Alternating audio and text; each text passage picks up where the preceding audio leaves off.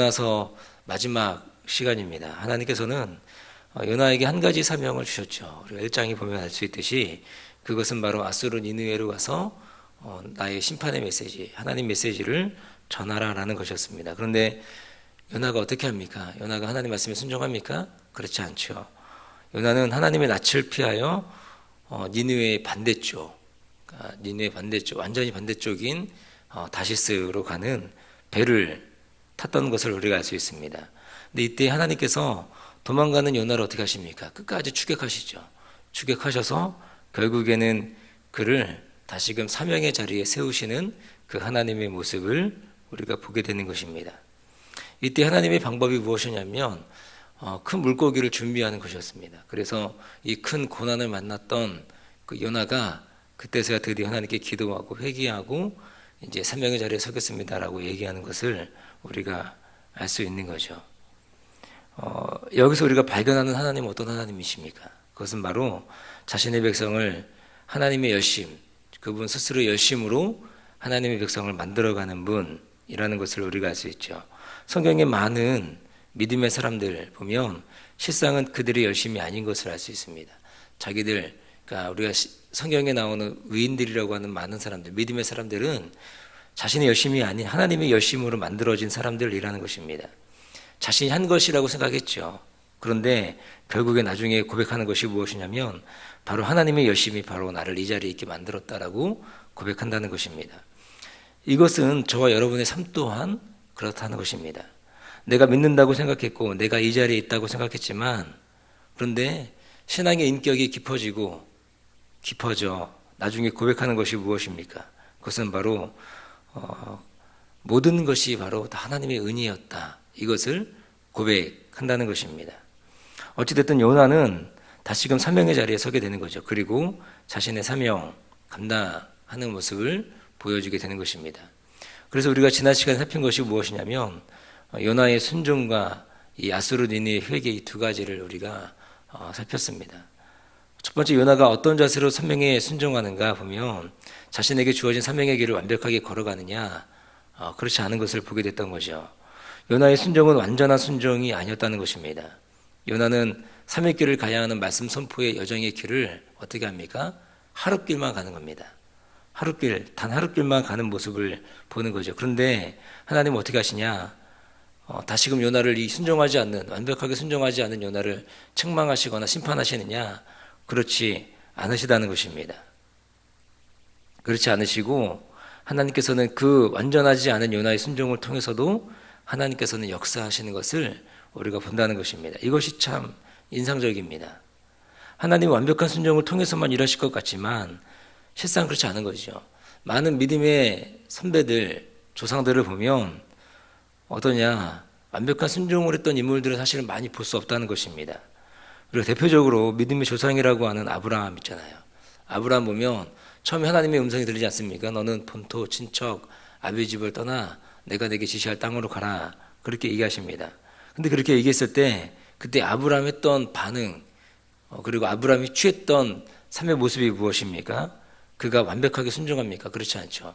본토 친척집을 떠난 것은 맞았지만 아비와 자기 친척을 데리고 아버지 데라와 조카 롯을 데리고 떠나는 믿음 없는 모습, 완벽하게 순종하지 않는 이 아브라함의 모습을 보는 거죠. 그러니까 하란에서 자기 아버지 데라가 죽으니까 그때서야 또 하나님 말씀이 생각이 나고 이제 하나님 지시한 땅으로 가는 거 아닙니까? 그리고 거기서도 조카 롯을 데리고 있는데 조카 롯과 완전히 결별하기까지 하나님께서 기다리시는 거 아닙니까? 그리고 결별하고 나서야 그때서 하나님께서 다시 그를 부르셔가지고 무뼈를 보여주시면서 너 자손이 이룰 것이다. 하나님의 비전을 보여주고 있는 것을 우리가 알 수 있다는 것입니다. 그 아브라함, 믿음의 조상이라고 불리는 아브라함도 완벽한 순종이 아니었다는 것입니다. 그런데도 불구하고 하나님은 그를 믿음의 조상으로 그렇게 세워가시는 하나님의 열심을 우리가 본다는 것입니다. 그럼 우리는 어떻습니까? 우리 순종 완벽합니까? 그렇지 않죠. 우리의 순종도 기꺼이가 아닌 가까스로 하는 순종일 때가 많다는 것입니다. 그런데도 하나님은 우리의 이런 가까스로 하는 순종일지라도 사용하시는 분이라는 거죠. 이것이 참 우리에게는 감사한 거죠. 그리고 이것이 은혜가 든다는 것입니다. 그러므로 우리가 우리 마음 가운데 가까스로 결정 내리는 그 순종, 조그마한 순종, 그것을 통해서 하나님은 하나님의 일을, 하나님의 나라를 이루어 가신다는 것입니다. 그리고 두 번째, 니느웨의 회개는 어떤 회개입니까? 요나의 심판의 선포가 있자 이 백성들의 심각성을 인식하는 겁니다. 그리고 회개 운동이 일어나는 거죠. 이 회개가 놀라운 속도로 확산되지 않습니까? 결국에는 그것이 어디에까지 들리느냐? 이 아수르 니느웨 왕의 궁전에까지 들리게 되는 겁니다. 그래서 이 느니의 왕은 백성들의 민심을 잘 읽은 사람 아닙니까? 그래서 하늘의 뜻임을 분명하게 깨닫는 거죠. 민심이 천심인 것을 압니다. 그래서 곧장 이 회개를 도시 전체에 선포하고 자신도 회개하고 심지어는 가축들까지도 회개에 동참하는 놀라운 결정을 내리는 거죠. 이 모습을 보는 거예요, 하나님이. 이 모습을 보시고 어떻게 합니까? 마지막 3장 10절 마지막 절에 이렇게 얘기합니다. 하나님이 그들이 행한 것, 곧 그 악한 길에서 돌이켜 떠난 것을 감찰하시고 뜻을 돌이키사 그들에게 내리리라 말씀하신 재앙을 내리지 않았다. 그렇게 말씀한다는 것입니다. 하나님이 이들의 회개를 감찰한 거예요. 그러니까 회개란 뭡니까? 말로만 하는 것이 아닌 거죠. 이게 오늘 말씀에 보면 얘기하는 것이 무엇이냐면 그들이 행한 것이 행한 것, 악한 길, 거기서 돌이켰다라고 얘기하고 있습니다. 회개는 이런 거죠. 말로만 회개하는 것이 아니라는 겁니다. 그래서 이들의 회개가 진짜인지 아닌지를 감찰하시는 분이 누구십니까? 바로 이 하나님 아닙니까?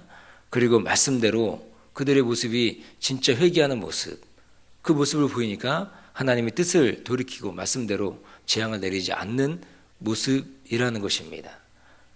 그래서 이 모든 것을 본 요나가 오늘 본문에 보면 이제 화딱지가 나는 거예요.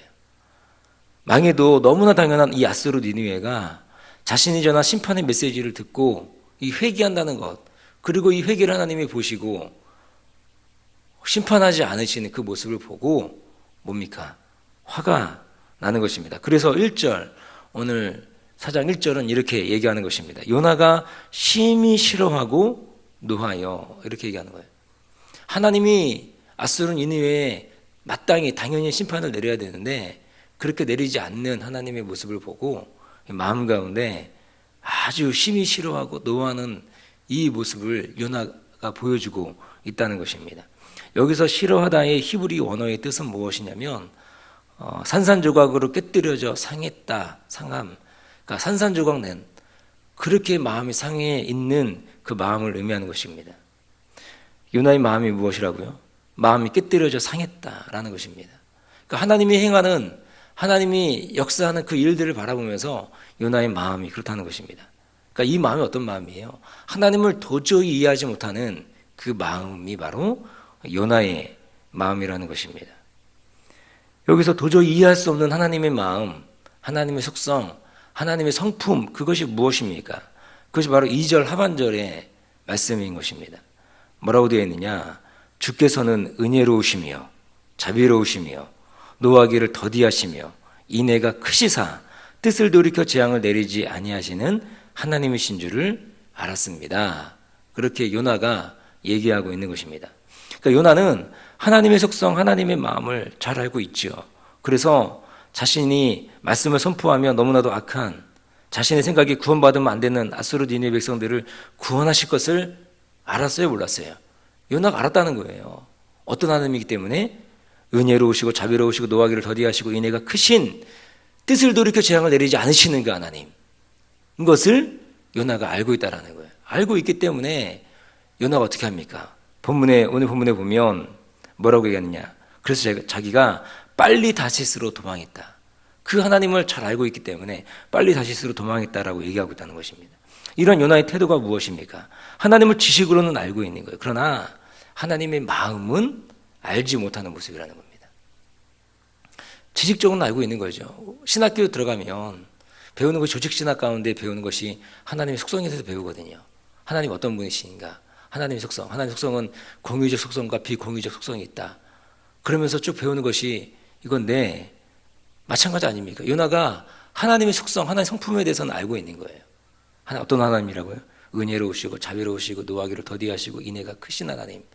잘 알고 있죠. 그런데 그 하나님이 오늘 이 아수르 니느웨 백성들을 바라보면서 어떤 마음을 갖는 거예요? 오늘 여기 인애라는 말이 뭐냐면 이게 바로 헤세드입니다. 헤세드. 히브리어로 보면 이 헤세드의 하나님을 알지 못하는 거예요. 하나님의 마음, 하나님의 진짜 성품과 마음은 이해하지 못하고 있는 이 요나의 모습이라는 것입니다. 우리도 그럴 수 있다고 생각합니다. 설교를 통해서 또는 성경을 읽으면서 성경 공부하면서 하나님이 어떤 분이신가는 알 수 있죠. 성경 하나님의 이야기로 가득 차 있는 거 아닙니까? 그러니까 성경을 공부하거나 성경을 읽으면 하나님이 어떤 분이시다. 하나님 이런 분이시구나 알 수 있습니다. 그런데 문제는 무엇입니까? 하나님 지식적으로 알지만 경험적으로 알지 못한다는 것입니다. 오늘 요나는 하나님의 속성 너무나 잘 알고 있습니다. 은혜롭고 자비롭고 노하기 더디하시고 인애가 크신 하나님. 그래서 결국에는 심판받을 백성들도 돌이키면 회개하면 뜻을 돌이키시는 분이 하나님이신다라는 것을 잘 알고 있다는 거예요. 그런데 그 하나님 행하시는 일, 그것이 마음에 안 든다는 거죠. 하나님의 진짜 마음, 이방 민족을 향한 하나님 아버지의 마음을 전혀 이해하지 못하는 선지자라는 것입니다. 그래서 하나님은 이러한 요나에게 하나님의 마음이 무엇인가를 가르치시는 거죠. 하나님의 성품을 그냥 아는 것이 아닌 경험적으로 깨닫게 하시고 보여주려고 하는 그 모습을 오늘 본문을 통해서 보면 알 수 있다는 것입니다. 그래서 하나님께서 이 요나를 어떻게 시각을 교정시켜 주시는가, 그리고 이 요나를 어떻게 깨우쳐 주시는가, 이것을 경험적으로 그의 삶을 통해서 경험적으로 이것을 보여주고 있는 어떤 시청각 교제, 그걸 통해서 보여주고 있는 하나님의 모습을 우리가 발견하는 것입니다. 이때 요나가 하나님께 어떻게 합니까? 이 모든 것들을 하나님과 대화하고 지켜본 요나가 자신을 죽여달라고 간청하는 거예요. 하나님 저를 죽여주십시오. 그렇게 얘기합니다. 얼마나 마음이 속이 상했으며, 마음이 막 그러잖아요. 막 그 상해서 막 심히 싫어하는 그런 모습이 있지 않습니까? 만약에 제가 하나님 같으면 요나가 이제 뭐 사명도 마쳤겠다. 죽여달라고 하니 그래 때가 됐으니 넌 와라. 뭐 그럴 것 같습니다. 그런데 우리 하나님 어떻습니까? 그렇게 하지 않는 거예요. 설득하십니다. 요나를 설득하시는데 어떻게 설득하시느냐? 이제 요나가 성읍 동쪽에 아마도 산등성이 아니겠습니까? 거기에 이제 자리를 잡은 거죠. 그리고는 이제 아수르 니느웨가 어찌 될까를 지켜보고 있다는 것입니다. 이때 하나님께서 박넝쿨을 예비하시는 거예요. 좀 특이하시죠? 박넝쿨을 예비하십니다. 그리고 이 박넝쿨의 잎이 이제 큰가 보죠? 지금도 여러분 아시겠지만 사막기후가 어떻습니까? 사막기후는 낮에는 뜨거워서 사람이 지내기가 쉽지 않다는 겁니다. 이런 상황에서 이 박넝쿨이 햇빛을 가려주고 있으니 얼마나 기분이 좋겠습니까? 우리나라처럼 이 사막기후가 습기가 있는 게 아니잖아요. 정말 햇빛을 직통으로 받으면 정말 죽을 지경으로 뜨거운 그 모습이 사막기후 아닙니까? 그런데 거기에 뭐 하나 햇빛 가리개 같은 거 하나만 딱 있으면 어때요? 시원한 거죠. 그렇게 기분이 좋게 있는 겁니다. 그래서 이 요나의 마음을 성경이 어떻게 기록하느냐? 6절에 보니까 이렇게 얘기하는 겁니다.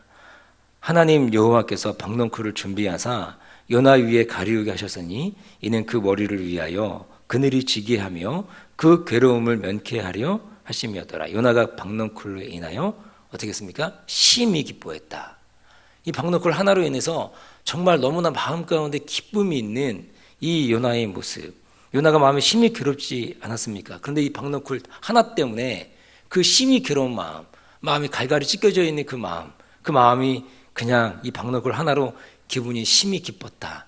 그렇게 얘기해주고 있는 거죠. 그런데 이때 하나님께서 무엇을 준비하십니까?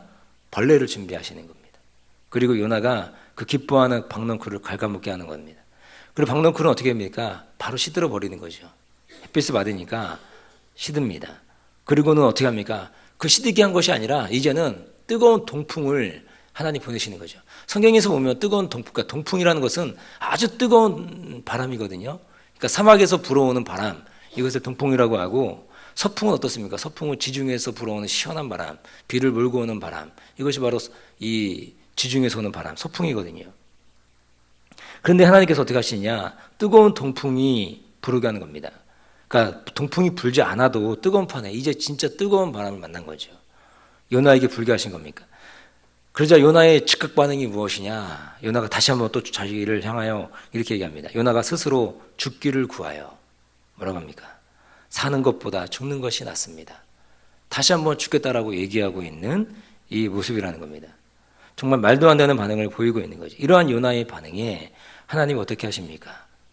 오늘 하나님의 말씀이 이 하나님의 오늘 사실은 요나서 전체를 통하여 말씀해 주고 싶었던 내용이 바로 오늘 마지막 절입니다. 10절과 11절. 우리 10절과 11절 같이 한번 읽어볼까요? 10절과 11절 같이 한번 읽어보겠습니다. 시작. 여호와께서 가라사대 네가 수고도 아니하였고 배양도 아니하였고 하룻밤에 났다가 하룻밤에 망한 네 박넝쿨을 네가 아꼈거든. 하물며 이 큰 성읍 니느웨에는 좌우를 분변치 못하는 자가 12만 명이요 육축도 많이 있나니 내가 아껴낸 것이 어찌 합당치 아니하냐. 이 말씀이 바로 요나서의 전체 주제이기도 하는 것입니다. 이 말씀이 이 10절과 11절 말씀이 바로 요나가 2절 하반절에 고백했던 뭐예요? 하나님의 성품과 맞닿아 있다라는 거예요. 그 중에서도 가장 큰 하나님의 성품 드러나는 게 무엇입니까? 바로 그것이 헤세드, 인애라는 것입니다. 그러니까 하나님의 인애, 하나님의 헤세드가 온전히 드러난 이 말씀이 바로 이 10절과 11절이라는 것입니다. 이 요나서는 그래서 이 하나님의 헤세드를 강력하게 보여주고 있는 하나님 헤세드가 무엇인가를 보여주고 있는 말씀이 바로 이 요나서라는 것이죠. 헤세드가 무엇입니까? 헤세드, 하나님의 헤세드. 오늘 이 본문에 나와 있는 하나님의 헤세드와 그리고 신약에 너무나 하나님의 헤세드가 극명하게 드러난 부분이 있다라는 거예요. 그것이 무엇입니까? 골고다의 십자가 사건이라는 것입니다. 십자가에서 예수님의 사랑, 하나님 아버지의 사랑, 그것이 헤세드 아닙니까? 그것이 드러나 있는 거죠. 하나님은 오늘 불순종하며 하나님의 성품을 온전히 알지 못하는 요나에게 자신의 본질을 드러내고 있다는 것입니다. 10절과 11절을 통해서 내가 어떤 하나님인지 네가 아는데 오늘 네가 경험했던 이 박넝쿨 하나로 인하여 네 마음에 이런 반응을 보이는 것이 어찌미냐. 내가 이 좌우를 분별치 못하는 이 12만 명이 되는 이 수많은 사람들, 내가 그들을 아끼고 그들을 구원하는 일이 마땅치 아니하냐. 이것이 바로 야훼 하나님, 바로 나의 성품이고 나의 마음이다. 이것을 보여주고 있다는 것이죠. 오늘 하나님은 저 여러분들에게도 이 헤세드를 깨닫기를 원하고 계시는 줄 믿습니다. 십자가에 피 흘려 우리를 죽기까지 사랑하신 그 하나님의 사랑, 그 하나님 아버지의 마음, 그것이 바로 하나님이 우리를 향한 이 헤세드라는 것이죠. 그래서 헤세드를 향한 하나님의 사랑 앞에 우리가 요나와 같은 계속적인 불순종의 모습이 아니고 하나님 우리를 부르실 때 조그마한 순종이라도 우리가 순종의 길을 걸어갈 수 있는 그러한 모습이 저 여러분 가운데 있기를 주님의 이름으로 축복합니다. 그래서 하나님의 헤세드를 온전히 품고 사랑하며 순종하며 이 땅을 살아가는 저 여러분 되시기를 주님의 이름으로 축원드립니다. 기도하겠습니다. 좋으신 아버지 하나님,